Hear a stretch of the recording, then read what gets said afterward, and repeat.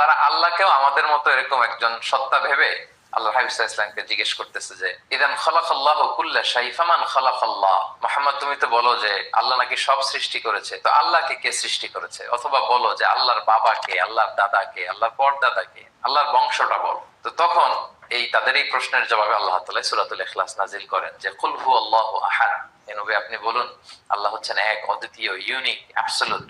আল্লাহুস সামাদ, তিনি হচ্ছেন সামাদ, তিনি কারোর প্রতি নির্ভরশীল নন, অমুখাপেক্ষী। লাম ইয়ালিদ ওয়া লাম ইউলাদ, তিনি কাউকে জন্ম দেনও নাই, আবার তিনি কারো কাছ থেকে জন্ম নেনও নাই। ওয়া লাম ইয়াকুল লাহু কুফুয়ান আহাদ, তার সমকক্ষ, তার মতো, তার সিমিলার মহাবিশ্বে দ্বিতীয় কেউ নাই।